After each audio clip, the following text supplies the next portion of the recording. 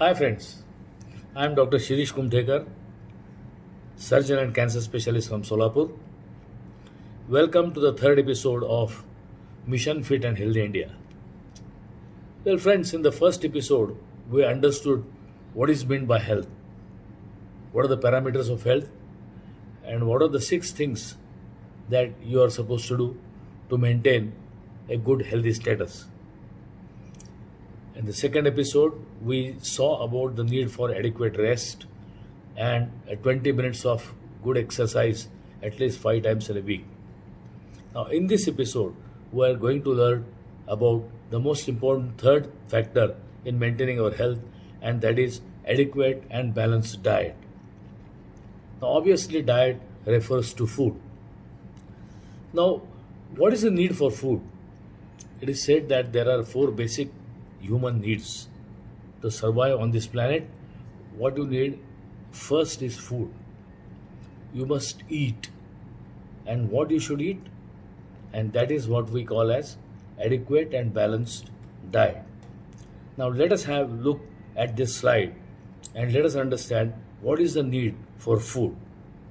Well friends, we need food for basically 4 different purposes. The first purpose is of course to have adequate energy, to continue the process of living, to move around and to survive. The second important necessity for food is our body needs to grow constantly, and it needs to be repaired whatever the damage is happening during the process of growth. We are warm-blooded animals, and the warmth in our body is kept by the food that we consume. And of course, food is the basic ingredient that builds up our immunity or the ability to get prevention from various diseases. So friends, now we understand why we need food. And as I said, that is the primary necessity of surviving. The food that you eat must be adequate and balanced. The meaning of adequate is such an amount of food that is necessary to keep you healthy, that is necessary to keep your appetite satiated, that is, you feel that your adequate food has been consumed and that you are now happy with your empty stomach and stomach is no more empty. Now, adequate diet also means the amount of food items that you are consuming, which are supposed to be in a balanced way. The type of foods that you consume basically fall into 2 categories. Number 1, macronutrients, and number 2 are the micronutrients. Now, macronutrients are the nutrients that you consume in large quantities, and they are carbohydrates, all those food items from which atta is made or from which what we call as staple diet is consumed. It contains rice, wheat, maize, jawar, and all these items which produce atta. The second thing is that proteins are very necessary, followed by carbohydrates. The second macronutrient is proteins. As I said in one of my earlier episodes, we are made up of proteins. Proteins are the basic building blocks of our body. So proteins are obtained from all the milk and milk products like milk, butter, yogurt, cheese, paneer, and these type of things. And all the non-vegetarian food products from eggs to chicken to fish to meats of various kinds. So from these things you obtain proteins. The third macronutrient is fats, and fats are obtained from ghee, butter, and all oily foods that you consume and that are used for cooking the food. The fourth macronutrient is water. My friends, let me remind you, 60% of human body is made up of water, and naturally you must drink adequate water to keep it working, keep it smooth, and keep it functioning. And the fourth macronutrient that is most important is the fiber. Fiber are the things which occur in the peel of fruits, in the cover of various grains. Like polished rice doesn't contain anything, no fiber is there. But red rice, as we call it, or raw rice as it is called as, it contains a lot of amount of fiber. Now fiber is very much essential in our diet, and it is one of the major macronutrients of the body. The micronutrients consist of 11 vitamins and 13 minerals, friends. A, B, C, D, E, K. B1, B6, B12, niacinamide, folic acid, and so many other things. And sodium, calcium, phosphorus, magnesium, iron, copper, molybdenum, zinc, and all these things. So, all these vitamins and minerals are necessary for keeping our body fit. Now, let us understand what is the meaning of balanced diet. Now, to understand balanced diet, let us look at what is called as food pyramid. Friends, while consuming a balanced diet, we must understand this food pyramid. It is the right amount of different food groups that keeps us healthy. And to illustrate this, this is how your food should be. At the bottom of the pyramid, that is the largest part, is obviously breads and cereals, which is followed by fruits and vegetables, and that is followed by proteinous material like milk and milk products and all non-vegetarian products. And the least amount of food that you are supposed to consume is obviously fats and oils and sweets and other things. So friends, the food pyramid illustrates to you what are the and how much are the amount of different types of foods that you should be eating. Breads and cereals make up the major part. You must eat a lot of vegetables and fruit.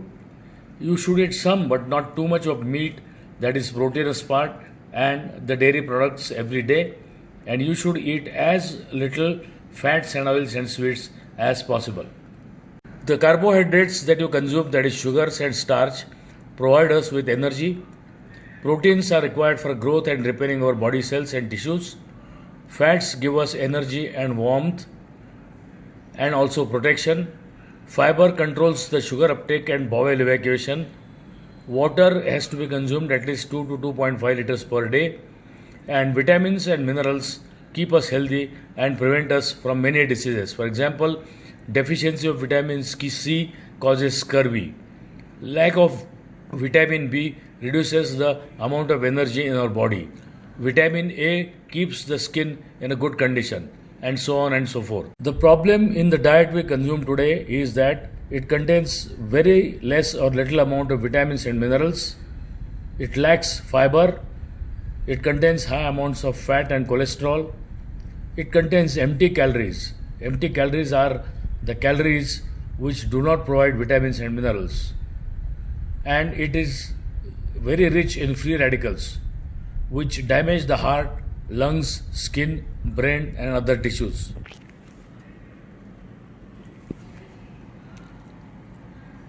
So friends, free radicals are created when oxygen atom loses an electron. Normally the oxygen that we consume for our living is O2. But when this out of two atoms of oxygen, one atom is lost, we get single O. This is a byproduct of several physical conditions and lifestyle factors. This O, which is a single atom, is highly unstable in nature and damages the healthy cells and causes sort of rusting in our body. So can we escape this free radical fire? Yes, of course. If we eat proper diet which is rich in vitamins and minerals, which is fresh and healthy, can reduce the amount of free radicals in our body. One of the best antioxidants are vitamin A and vitamin C.